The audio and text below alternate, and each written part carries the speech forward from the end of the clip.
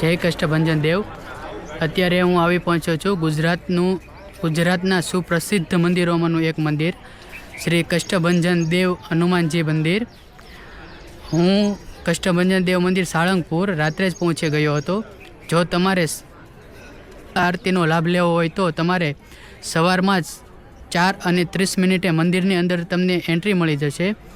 5:30 તમને ગર્ભગૃહની અંદર પ્રવેશ મળશે અને 5:45 મંગળા આરતી શરૂ થશે, જે 6 વાગ્યાથી 6:15 સુધી ચાલશે। તો સૌપ્રથમ તમે શ્રી કષ્ટભંજન દેવની મંગળા આરતીના દર્શન કરો, જે હું તમને કરાવીશ, અને ત્યાર પછી બધી માહિતી તમને આપવામાં આવશે।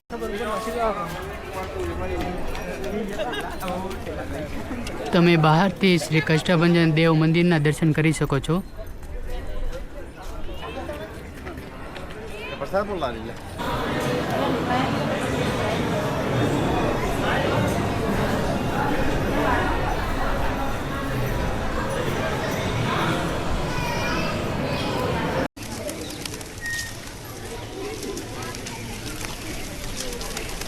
કષ્ટભંજન દેવદાદાના મેઇન મંદિરના દર્શન કરી અને તેની પાછળની બહારની બાજુએ તેમજ મંદિરની પાસે તમને 30 રૂપિયામાં પ્રસાદી મળી જશે। 30 રૂપિયામાં તમને પ્રસાદી મળી જશે, તેમજ અહીંથી તમને રક્ષાસૂત્ર મળી જશે।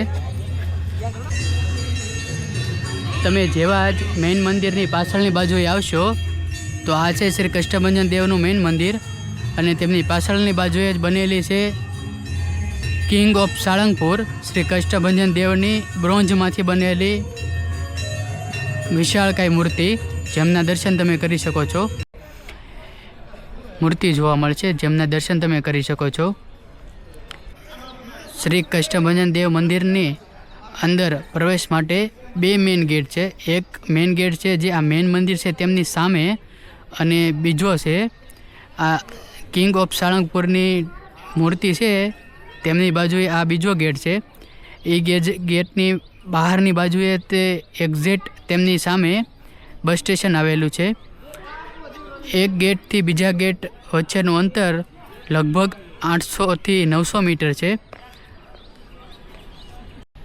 મંદિરની બાજુમાં નીલકંઠ મહાદેવનું મંદિર આવેલું છે, જેના પણ તમને સાથે દર્શન કરાવી દઉં।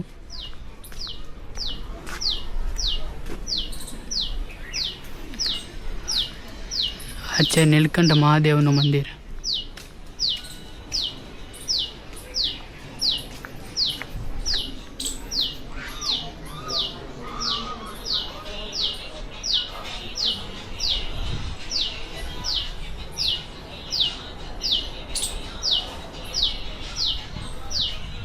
મંદિર શ્રી સ્વામિનારાયણ ભગવાનની સ્મૃતિમાં બનાવવામાં આવેલું છે, જેમાં સ્વામિનારાયણ ભગવાનની ઘણી વસ્તુઓ તેમાં રાખવામાં આવેલી છે। તો હું તમને તેમના દર્શન કરાવું। આ મંદિર આખું વુડનમાંથી બનેલું છે, તો ચાલો હું તમને તેમની અંદર જઈ અને દર્શન કરાવું।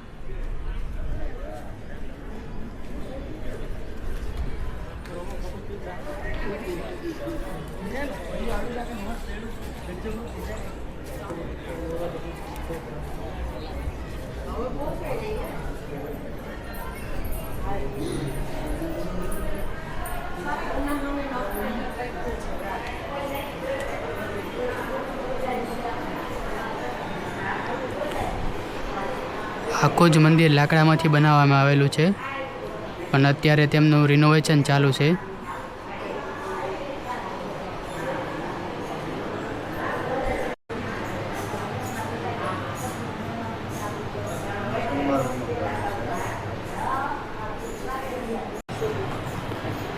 અહીં તમે શ્રી સ્વામિનારાયણ ભગવાનના દર્શન કરી શકો છો।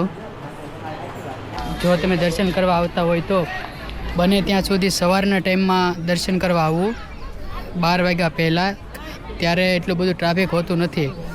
અત્યારે ટાઈમ થયો છે 11:20 બપોરના, અને દર્શન માટેની ટ્રાફિકની લાઈન જુઓ।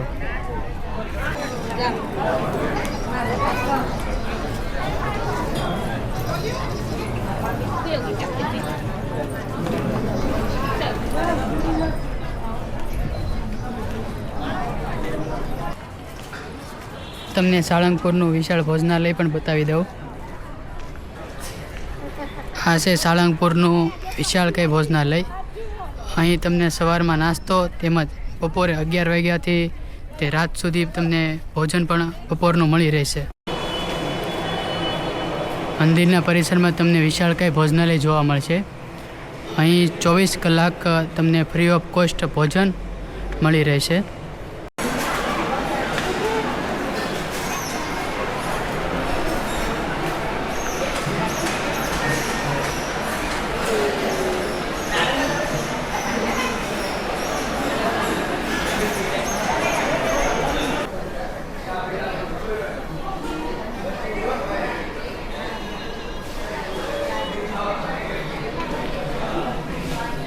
તમને અહીંયા હનુમાનજી દાદાની મૂર્તિઓ તેમજ હનુમાન ચાલીસા અને પૂજા પાઠની બધી જ સામગ્રી તમને મળી રહેશે.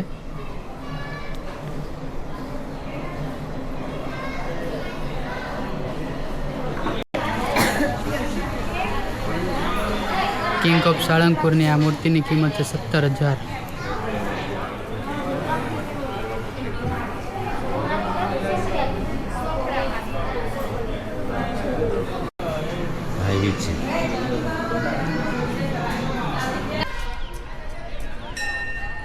જો તમે સાળંગપુર આવતા હોય અને તમારે રહેવા માટેની વ્યવસ્થા કરવી હોય તો તેમના માટેની માહિતી તમને આપું.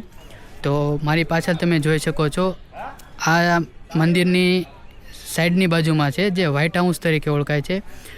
આની અંદર રહેવા માટે ઓનલી ફોર એસી રૂમ છે, જેમના એક રૂમની પ્રાઇસ છે 1500 રૂપિયા અને તે ફેમિલીને જ આપવામાં આવે છે અને તે એક દિવસ એક રાત્રિ માટે જ આપવામાં આવે છે. જો તમારે એક રાત્રિથી વધુ રોકાણ કરવું હોય તો તમને બીજી જે 1100 રૂમની નવી જે ઉતારા વિભાગની ધર્મશાળા બનેલી છે તે પણ તમને દેખાડી દઉં છું. આની અંદર ઓનલી એસી રૂમ જ છે, જેમની પર રૂમની પ્રાઇસ છે 1500 રૂપિયા. આ બિલ્ડિંગમાં નીચેની બાજુએ અહીંયા પુરુષો માટેનો જનરલ હોલ છે અને આ બાજુ છે લેડીઝ માટેનો જનરલ હોલ. અહીં તમને ફ્રી ઓફ કોસ્ટ નાવા ધોવા તેમજ રહેવા માટેની વ્યવસ્થા મળી જશે. અને જો તમારે સામાન મૂકવા માટે લોકર જોતું હોય તો તેમના 24 કલાક માટેના ચાર્જ છે 100 રૂપિયા. અને આ જે વ્હાઇટ બિલ્ડિંગ છે, આવડો આ બાજુની સાઈડની બાજુમાં વ્હાઇટ બિલ્ડિંગ, તે ઓનલી ફોર સ્ટાફ માટેનું જ છે.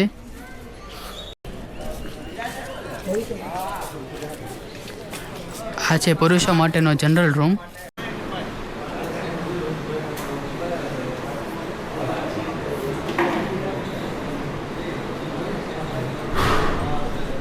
જૂનું બિલ્ડિંગ અને સ્ટાફ માટેના બિલ્ડિંગની બાજુમાં જ તમને અહીં ફ્રી લોકરની સુવિધા મળી રહેશે. તમારે 3-4 કલાક માટે રોકાવું હોય અને સામાન મૂકવું હોય તો તેના માટેની ફ્રી ઓફ કોસ્ટ લોકરની સુવિધા તમને અહીં મળી રહેશે. ગોપાળાનંદ યાત્રિક ભવન. આ બિલ્ડિંગની અંદર કમસે કમ 1100 એસી અને નોન એસી રૂમ છે, જે તમને નોન એસીની પ્રાઇસ એક રૂમની છે 800 રૂપિયા અને એસીની પ્રાઇસ છે 1500 રૂપિયા. તમને અહીં આસાનીથી એસી અને નોન એસી રૂમ 1 થી 2 દિવસ માટે રહેવા માટે મળી જશે, ફેમિલી સાથે પણ. જો તમે ડાયરેક્ટ બાઇક યા 4 વ્હીલ લઈને આવતા હોય તો તમારે મેઇન ગેટની બાજુમાંથી, ગૌશાળાની બાજુમાંથી શ્રી ગોપાળાનંદ યાત્રિક ભવન પર આવવાનું રહેશે. અને જો તમે ચાલીને આવતા હોય તો તમારે સાળંગપુરના ભોજનાલયના નીચેના પાર્કિંગમાંથી ડાયરેક્ટ તમે એન્ટ્રી લેશો એટલે તમે શ્રી ગોપાળાનંદ યાત્રિક ભવને પહોંચી જશો. સાળંગપુરનું ભોજનાલયના પાર્કિંગની નીચેથી જ તે તમે ડાયરેક્ટ શ્રી ગોપાળાનંદ યાત્રિક ભવન પર આવી શકો છો. મંદિરના મેઇન ગેટની બહારની બાજુ આવશો, તેમની બાજુમાં જ છે શ્રી હનુમાનજી મંદિર ગૌશાળા. તો ચાલો હું તમને ગૌશાળા બતાવું અંદરથી.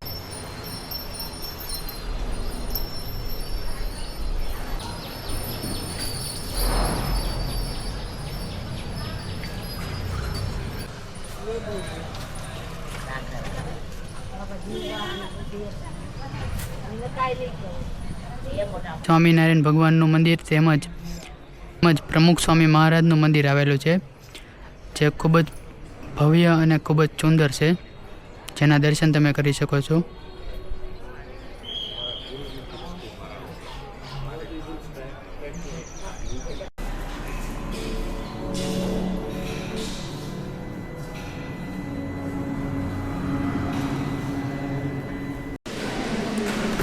શ્રી પ્રમુખ સ્વામી મહારાજ.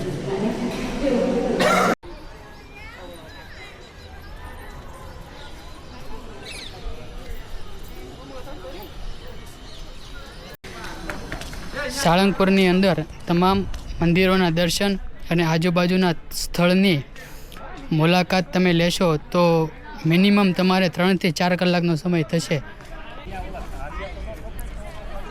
જો તમે સાળંગપુર આવતા હોય તો તમને સાળંગપુરની બધી જ માહિતી આ વિડીયોમાં આપી દીધી છે.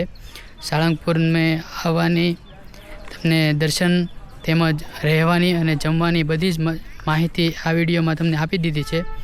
તો તમે પણ સાળંગપુર આવો ફેમિલી સાથે, ફ્રેન્ડ સાથે, અને સાળંગપુર આવી અને શ્રી કષ્ટભંજન દેવદાદાના દર્શન કરો.